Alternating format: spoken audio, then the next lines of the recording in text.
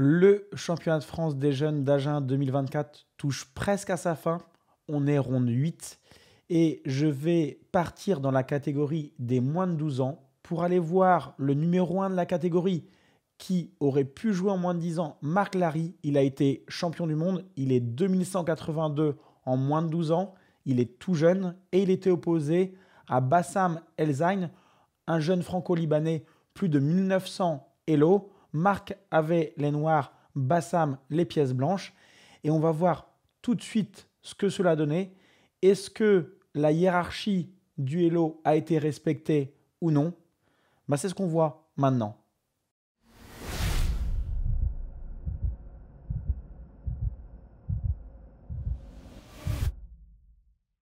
Comme je le disais, on est ronde 8 du championnat de France. Les erreurs, les jokers sont de moins en moins permis car évidemment, chaque point est décisif dans la lutte finale pour le titre de champion de France. Alors, on a une position sous les yeux, un fianchetto roi de chaque côté et chose énervante pour les noirs, ils se sont trouvés à prendre en C4, ce qui veut dire que les blancs vont avoir une majorité centrale. Ce pion C4 est fragilisé et le cavalier vient de jouer en A3. On regarde comment cette position est apparue. Évidemment, le cavalier est en A3 pour pouvoir reprendre le pion C4 et ensuite profiter de cette fameuse majorité centrale. On vous dit toujours que le centre est important. Les deux jeunes le savent. Bassam Elzaïn, je pense qu'il a joué cette ouverture pour attirer Marc Larry dans quelque chose de moins connu pour lui que d'habitude. Alors pourquoi ? Parce que le début, et vous le savez, je l'ai déjà commenté sur la chaîne YouTube Pro Evolution Échec, ce début, c'est le début Réti, un début un petit peu rare, un début de joueur d'expérience, mais ces jeunes-là ont déjà une certaine expérience et sont entraînés par des joueurs encore plus expérimentés, d'où le choix de cavalier F3. Je pense que le préparateur de Bassam voulait attirer Marc dans quelque chose vraiment de moins facile à jouer pour ce dernier. Cavalier F3, non pas cavalier F6 qui est un coup, mais D5. L'autre coup classique, ici, on peut jouer pour essayer d'obtenir le centre. Et par ailleurs, dans ce genre de position, les blancs pourraient alors jouer D4 pour retomber dans un gambit-dame classique et envoyer C4. Ce n'est pas ce que Bassam fait, il a joué G3, un début un peu professionnel, joué à haut niveau. G6, fou G2, fou G7. Pour l'instant, les blancs jouent pour roquer assez rapidement. Dans cette position qui est un système référencé, qui est un des bons systèmes, un des systèmes que je recommande à mes élèves avec les noirs, l'idée des noirs, c'est ici de jouer E5. E5 pour prendre tout le centre. C'est vraiment un des schémas classiques.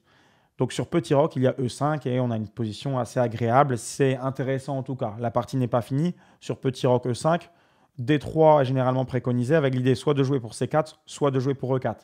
Il y a différents systèmes pour les noirs qui, dans ce genre de position, se développent par cavalier E7, petit roc pour ne pas gêner le fou G7. N'oublions pas que le fou G7 protège le centre. Voilà un bon petit système déjà contre ce type de position. Après, il faut étudier quelques parties de référence pour savoir comment on met ses pièces. Ce n'est pas le tout de jouer quelques coups de manière mécanique. Il faut savoir après quel est le schéma de pièces à respecter. Voilà, on pourrait dire que ça, c'est le chapitre 1. Dans la partie, il y a D4. C'est une sorte de chapitre 2. Voilà, il y a dans cette position du Réti avec le système employé par Marc, plusieurs façons de jouer pour les blancs. Et celle-là, c'est vraiment un début un petit peu casse-pied pour les noirs. Les blancs jouent une position archi-symétrique avec un tempo de plus. Cavalier F6 joué. Vous voyez que c'est symétrique. Petit roc, petit roc. Et là, Bassam est le premier à entreprendre au centre avec C4. Vous pouvez regarder si ça vous amuse de vous perfectionner dans les ouvertures. Le coup C6, particulièrement une partie de Daniil Dubov, un des secondants de Magnus Carlsen qui avait affronté Anish Giri. Et dans cette partie, le jeu noir avait été particulièrement entreprenant et ça démarrait par C6. Je vous invite à aller regarder la partie dans la base de données si ça vous intéresse. J'aime moins Desprend C4 que je trouve beaucoup plus difficile à arbitrer.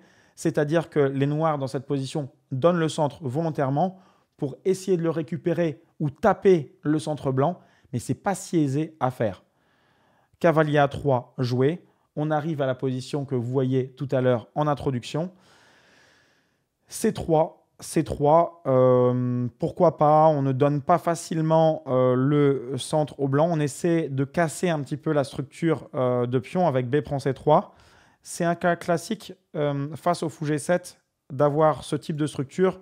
La structure Grunfeld, qui est une ouverture populaire aux échecs, le pion blanc est même en E4. Et dans ce type de position, le fait d'avoir le fou sur la diagonale des deux pions que j'ai mis en rouge, les pions C3 et D4, ça nous permet de jouer pour C5, qui est une rupture clé.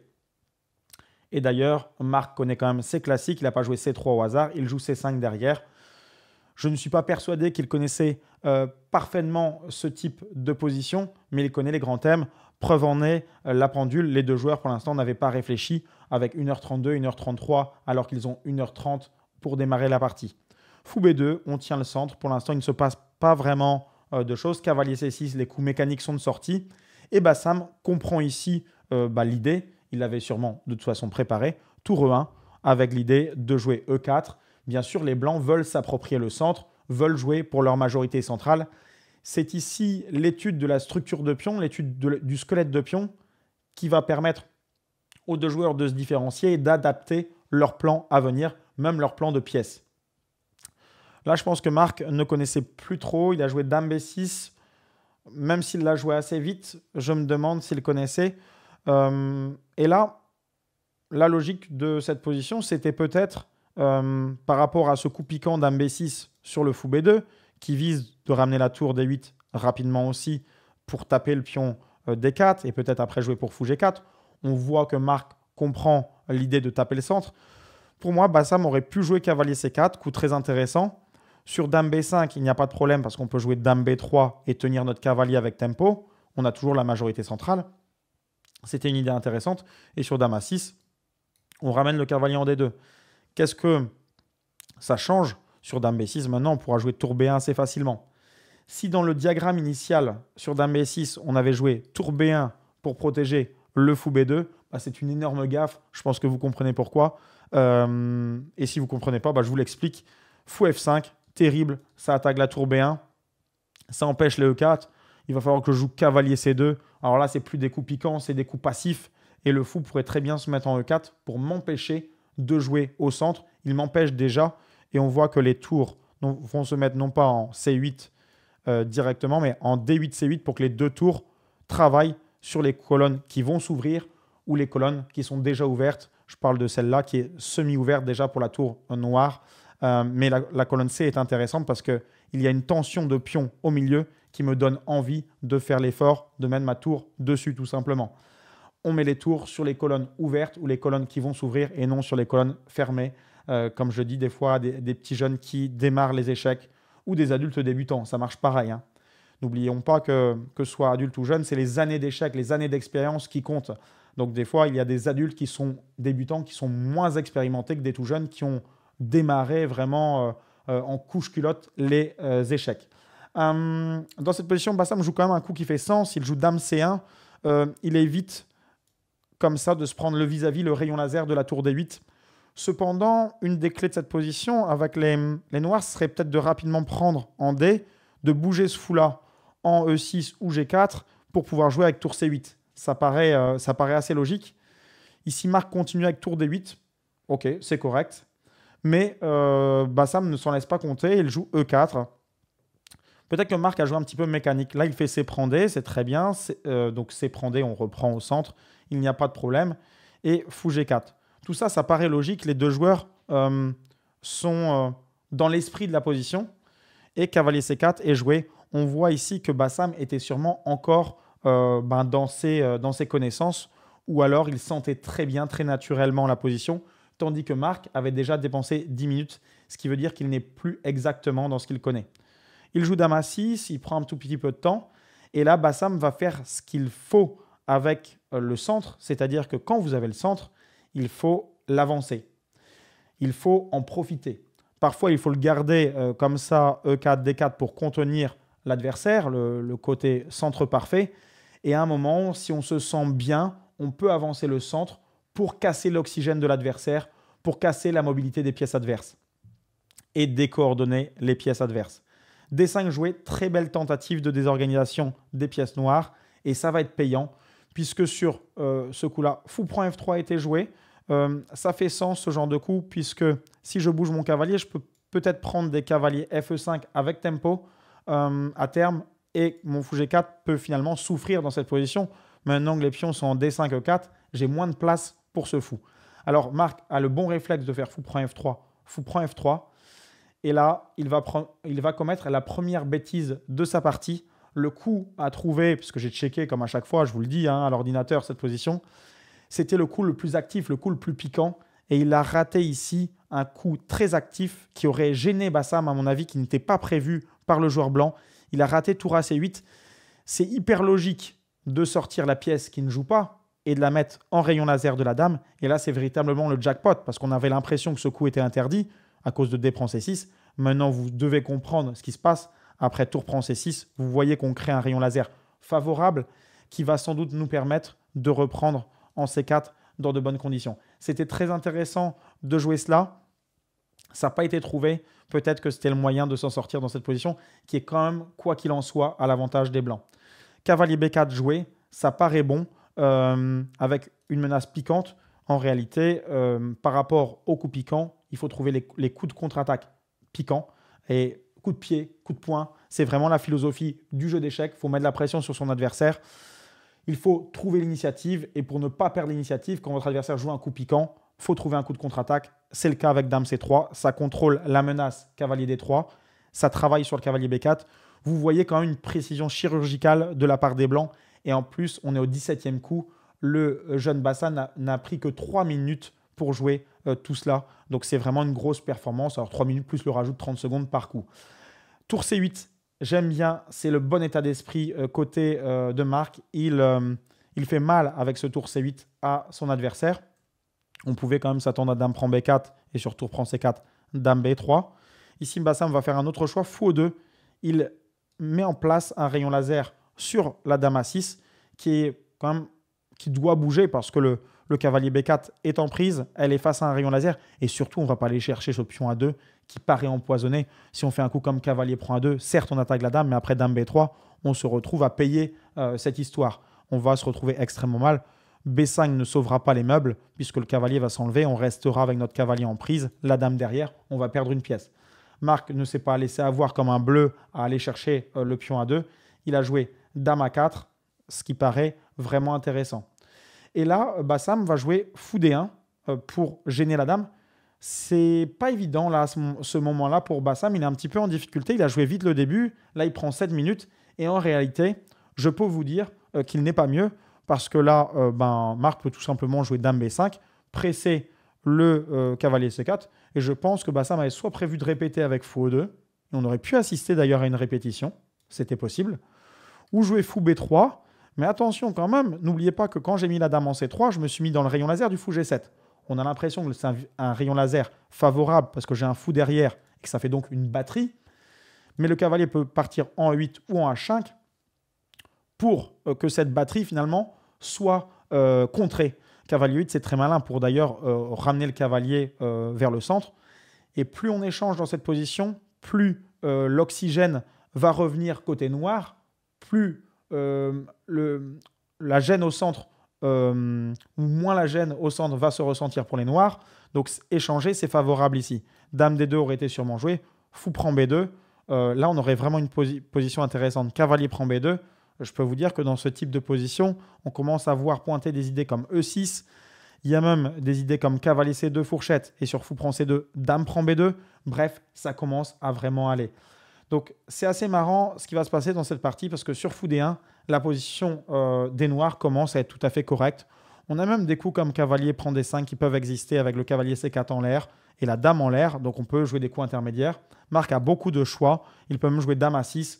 Franchement, il a dame B5, il a dame A6, il a cavalier prend D5. Et il a l'embarras du choix. Et là, il va décider d'envoyer cavalier prend A2. Au bout de 4 minutes de réflexion, c'était sans doute une position critique. C'est quand même un bordel sans nom. Donc là, je crois que Marc, qui voit Bassam avec 1h20, Bassam a mis la pression sur Marc depuis le départ.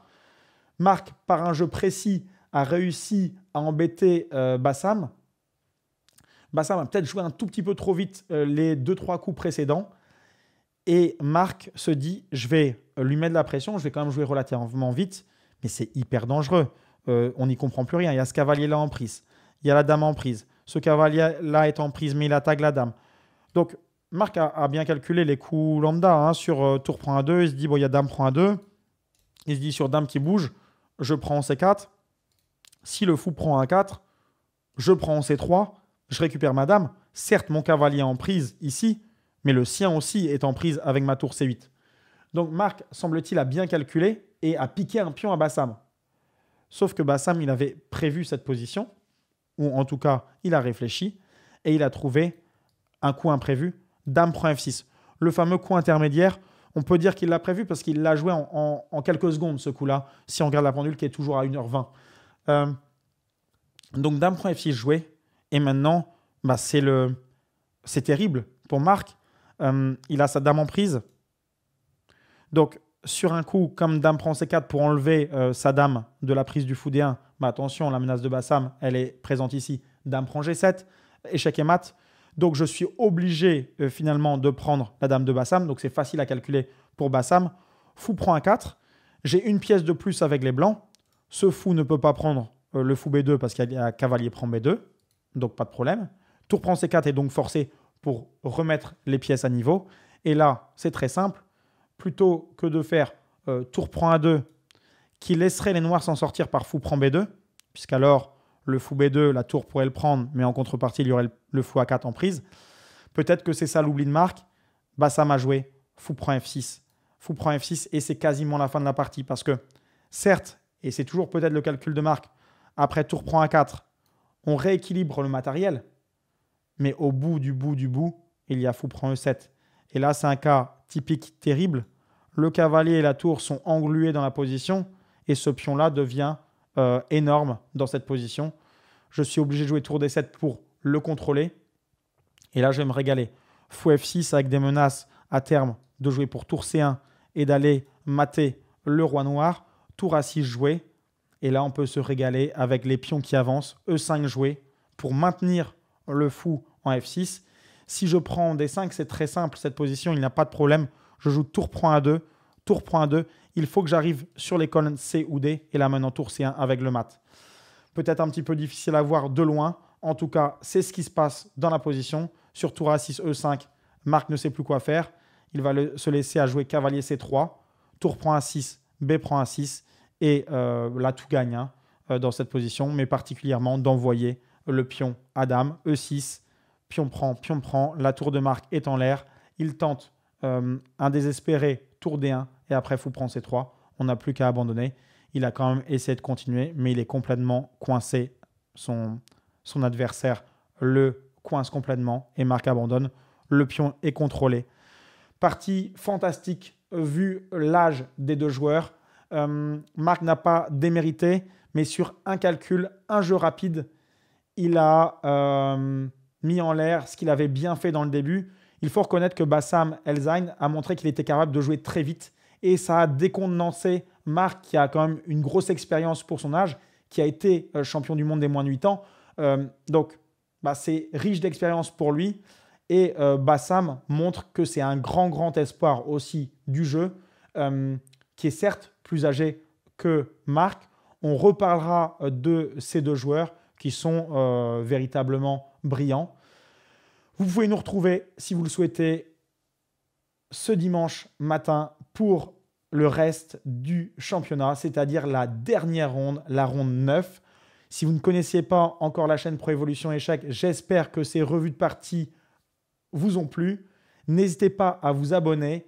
Et par ailleurs, il y aura une dernière vidéo pour la vidéo des champions pour la ronde 9. Donc, n'hésitez pas à continuer à venir me voir sur YouTube. Sur ce, je vous dis à très bientôt. Ciao.